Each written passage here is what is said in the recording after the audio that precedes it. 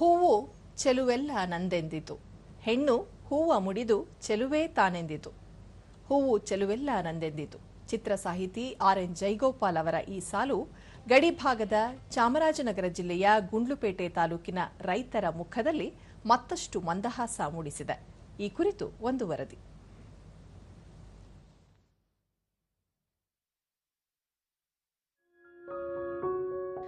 ಚಾಮರಾಜನಗರ ಜಿಲ್ಲೆಯ ಬಂಡೀಪುರ ಹುಲಿ ಸಂರಕ್ಷಿತ ಪ್ರದೇಶ, ಹಿಮವದ್ ಗೋಪಾಲಸ್ವಾಮಿ ಬೆಟ್ಟವಿರುವ ಗುಂಡ್ಲುಪೇಟೆ ತಾಲೂಕು ಇದೀಗ ವಿವಿಧ ಬಗೆಯ ಹೂವುಗಳ ಚಿತ್ತಾಕರ್ಷಣೆಯಿಂದ ರಾಜ್ಯ ಹೊರರಾಜ್ಯದ ಪ್ರವಾಸಿಗರನ್ನು ಆಕರ್ಷಿಸಿದೆ.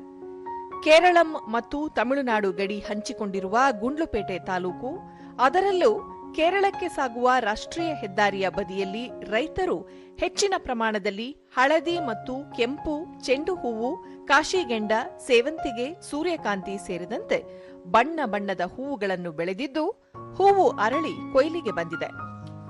ಈ ನಡುವೆ ಕೇರಳಂ ಸೇರಿದಂತೆ ವಿವಿಧ ಭಾಗಗಳಿಂದ ಜನರು ಹೂವಿನ ತೋಟಗಳಿಗೆ ಆಗಮಿಸಿ ಸೆಲ್ಫಿ ತೆಗೆದುಕೊಳ್ಳುತ್ತಿದ್ದಾರೆ.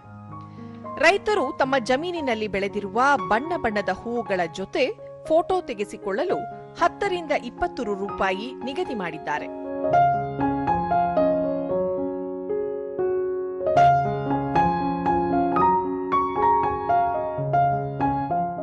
ಇದರಿಂದ ಹೂವುಗಳ ಕಟಾವಿಗೂ ಮುನ್ನವೇ ಬೆಳೆಗಾರರಿಗೆ ಹೆಚ್ಚಿನ ಆದಾಯವೂ ಬರುತ್ತಿದೆ.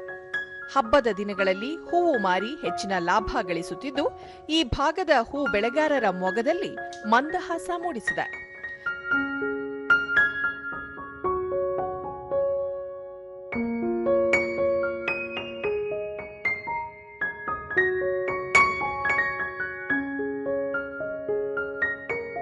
ದೂರದರ್ಶನದೊಂದಿಗೆ ಕಣ್ಣೇಗಾಲದ ರೈತ ಗೋಪಾಲಣ್ಣ, ಬಣ್ಣ ಬಣ್ಣದ ಹೂವುಗಳನ್ನು ಬೆಳೆಯಲಾಗಿದೆ.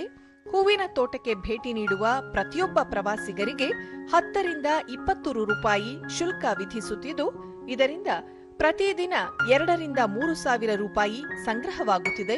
ಹಾಗಾಗಿ ಕುಟುಂಬ ನಿರ್ವಹಣೆಗೆ ಮತ್ತಷ್ಟು ಸಹಕಾರಿಯಾಗಿದೆ ಎಂದರು. ನಾವು 1 ಎಕರೆಗೆ 5 ಥರ ಹೂವು ಹಾಕಿದ್ದೀವಿ. ಸೂರ್ಯಕಾಂತಿ, ಪಿನ್ನ, ಕಾಶಿಗೊಂಡ, ಕಲಾರು, ಅರ್ಶಿನ ಚೆನ್ಮಲ್ಗ ಇದೆಲ್ಲ ಹಾಕಿದ್ದೀವಿ. ಈ ಕೇರಳದವರು ಈ ಸೀಸನ್ಲಿ ನಮ್ಗೆ ಫೋಟೋ ಒಂದು ನಾಳಕ್ಕೆ 10 ರೂಪಾಯಿ 20 ರೂಪಾಯಿ ಚಾರ್ಜು. ಅಂದ್ರೆ 1,000 ಸಿಗ್ಬೋದು, 2,000 ಸಿಗ್ಬೋದು. ಸಮಯ ಕೊಣಾಂತರಲ್ಲಿ 2,500 3,000 ಸಿಗ್ಬೋದು. ಮತ್ತೊಬ್ಬ ರೈತ ರಾಜಶೆಟ್ಟಿ ಹೂವಿನ ತೋಟದಲ್ಲಿ ಕೆಂಪು, ಹಳದಿ, ಚೆಂಡು ಹೂವು, ಕಾಶಿಗೆಂಡ, ಸೂರ್ಯಕಾಂತಿ ಬೆಳೆದಿದ್ದು, ದಾರಿಹೋಕರು ಮತ್ತು ಪ್ರವಾಸಿಗರು ಹೂವಿನ ಸೌಂದರ್ಯವನ್ನು ಸವಿಯಲು ಹೂವಿನ ತೋಟಕ್ಕೆ ಭೇಟಿ ನೀಡುತ್ತಾರೆ. ಫೋಟೋ ತೆಗೆಸಿಕೊಳ್ಳಲು ಶುಲ್ಕ ನಿಗದಿ ಮಾಡಲಾಗಿದೆ. ಪ್ರತಿನಿತ್ಯ ನೂರಾರು ಪ್ರವಾಸಿಗರು ಭೇಟಿ ನೀಡಿ ಹೂವಿನ ಸೌಂದರ್ಯವನ್ನು ಆಸ್ವಾದಿಸುತ್ತಿದ್ದಾರೆ ಎಂದು ಹೇಳಿದರು. ಮೇನ್ ರೋಡಲ್ಲಿ 1 ಎಕರೆ ಜಮೀನು ಇದೆ ನಮ್ದು. ಹೂವು ಹಾಕಿದೀವಿ, ಒಂದು 4 ಕಲರ್ ಹೂವು ಹಾಕಿದೀನಿ. ಸೂರ್ಯಕಾಂತಿ ಮತ್ತೆ ಕಾಶಿಗೊಂಡ ಮತ್ತೆ ಅರ್ಶಿನ ಕಲರ್ ಚೆಲ್ಮಲ್ಗೆ ಹಾಕಿದೀನಿ, ಕೆಂಪು ಕಲರ್ ಹಾಕಿದೀನಿ. ಕೇರಳದವರು ಮತ್ತೆ ಫೋಟೋ ತೆಗೆಯಕ್ಕೆ ಬರ್ತಾರೆ, ಅವ್ರಿಗೆ ಒಂದು 20 ರೂಪಾಯಿ 10 ರೂಪಾಯಿ ಅಂತ ಫಿಕ್ಸ್ ಮಾಡಿದೀವಿ, ಕೊಡ್ತಾರೆ, ಏನು ಪ್ರಾಬ್ಲಮ್ ಇಲ್ಲ. ಪ್ರವಾಸಿಗರಾದ ನೇಹಾ, ಕೇರಳಂನಲ್ಲಿ ಓಣಂ ಹಬ್ಬ ಆರಂಭವಾಗಲಿದೆ. ಗುಂಡ್ಲುಪೇಟೆ ಭಾಗದಲ್ಲಿ ಬಗೆ ಬಗೆಯ ಬಣ್ಣಗಳ ವಿವಿಧ ತಳಿಯ ಹೂವುಗಳನ್ನು ಬೆಳೆಯಲಾಗುತ್ತಿದೆ. ಹೂವುಗಳ ತೋಟಕ್ಕೆ ಭೇಟಿ ನೀಡಿರುವುದು ಖುಷಿ ಕೊಟ್ಟಿದೆ ಎಂದರು. We are came here to visiting the garden. Here the garden is filled with a lot of colors from before the Onam. These flowers are ready for invite the Onam festival. We can see a lot of colors and beauty in this garden. ಮತ್ತೊಬ್ಬ ಪ್ರವಾಸಿಗರಾದ ಫಹಾ ಫೆಮಿನ್ ಕೇರಳಂನ ಸುಲ್ತಾನ್ ಬತ್ತೇರಿಯಾದಿಂದ ಆಗಮಿಸಿದ್ದು, ಇಲ್ಲಿನ ಹೂವುಗಳ ಸೌಂದರ್ಯಕ್ಕೆ ಮಾರು ಹೋಗಿದ್ದೇನೆ ಎಂದು ಹೇಳಿದರು.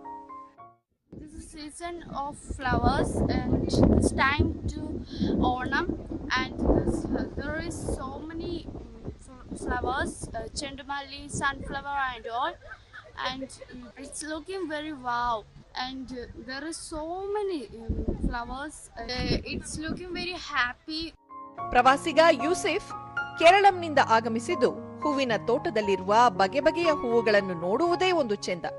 ಚೆಂಡು ಹೂವು, ಸೂರ್ಯಕಾಂತಿ, ಸೇವಂತಿಗೆ ಮನಸ್ಸಿಗೆ ಮುದ ನೀಡುತ್ತಿದ್ದು, ಮತ್ತೊಮ್ಮೆ ಇಲ್ಲಿಗೆ ಬರುವಂತೆ ಆಕರ್ಷಿಸುತ್ತಿದೆ ಎಂದು ತಿಳಿಸಿದರು.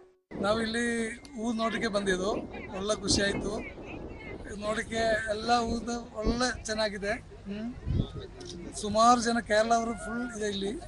ಒಟ್ಟಾರೆಯಾಗಿ ಚಾಮರಾಜನಗರದ ಗುಂಡ್ಲುಪೇಟೆ ಭಾಗದಲ್ಲಿ ರೈತರು ವಿವಿಧ ಬಗೆಯ ಹೂವುಗಳನ್ನು ಬೆಳೆದಿದ್ದು, ಈ ಹೂವುಗಳು ಪ್ರವಾಸಿಗರನ್ನು ಹೆಚ್ಚಿನ ಸಂಖ್ಯೆಯಲ್ಲಿ ಆಕರ್ಷಿಸುತ್ತಿವೆ. ಇದರಿಂದ ಪ್ರವಾಸಿಗರಿಗೂ ಮುದ ನೀಡುತ್ತಿದ್ದು, ಹೂ ಬೆಳೆಗಾರರಿಗೂ ಆದಾಯ ದೊರೆಯುವಂತಾಗಿದೆ.